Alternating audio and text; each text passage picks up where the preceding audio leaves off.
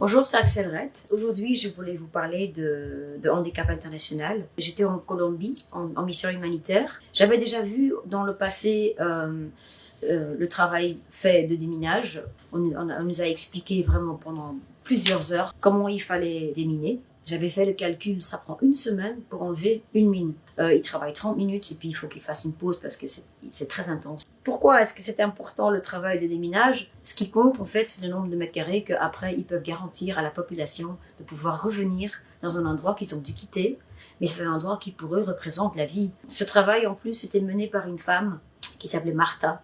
À 8 ans, elle a failli marcher sur une mine. Elle était juste à côté de la mine, elle était avec des copains et donc elle aurait pu... Mais elle s'est dit, c'est un signe. Ça veut dire que, je sais pas, j'ai eu de la chance, je dois faire quelque chose de positif dans ma vie. Elle a la résilience. Elle avait une enfance heureuse avant que ce traumatisme lui arrive. Donc elle s'est dit, je vais enlever toutes les mines de la Colombie. Je lui ai dit, qu'est-ce que tu ferais le jour où il n'y aurait plus de mines en Colombie? Et bien elle a dit, j'irai dans un autre pays enlever les mines. Voilà ma raison pourquoi je continue à m'engager pour plein d'injustices.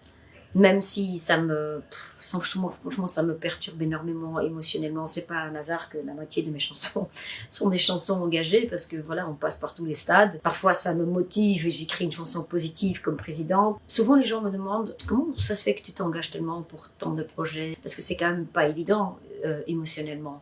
Il y a des moments où je suis fâchée, et justement, où tu te dis, mais attends, mais c'est pas possible, regarde ce qu'on est en train de faire. Il y a toutes des fourmis ici, dans tout le monde, on dit qu'ils sont en train de nettoyer des mines antipersonnelles. Et entre-temps, la Russie, paf, il relance de nouveau autant de ces armes lâches. Et puis il y a des gens qui me disent, oui, tu peux comprendre qu'on a déjà beaucoup de difficultés, nous, dans notre pays, avec les crises qu'on a eues, ces crises sur crises. Est-ce que tu comprends qu'en fait, c'est pas notre premier souci de se préoccuper des gens qui sont si loin de nous, en Colombie notamment? Alors je leur dis, évidemment, on comprend. Mais une belle anecdote, c'est qu'un autre projet que j'ai visité là-bas en Colombie, c'était des réfugiés qui venaient du pays voisin, le Venezuela.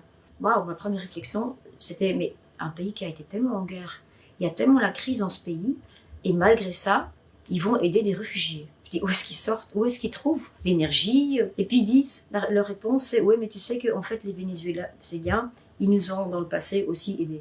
Et même le gouvernement, il supportait en fait cette cause en Colombie. Il y avait des posters partout dans le pays où ils disaient, soyez inclusifs et du respect, soyez tolérants, ne jugez pas les étrangers. Et d'ailleurs, c'est ce que veut dire aussi handicap international, ça veut dire aussi humanity and inclusion. Moi, je suis pour l'inclusivité parce que je me dis que les gens qu'on appelle nous des handicapés sont pour moi les héros. Si tu leur donnes l'occasion que leur handicap soit minimalisé, on serait étonné de ce qu'ils peuvent nous apprendre. Et moi, j'attends d'ailleurs, c'est ce que je dis toujours, j'attends le premier président handicapé. Parce que ce sera quelqu'un qui aura surmonté plein de choses, qui aura la gratitude de la vie, qui aura de l'empathie forcément, qui a envie de rendre une justice aux autres.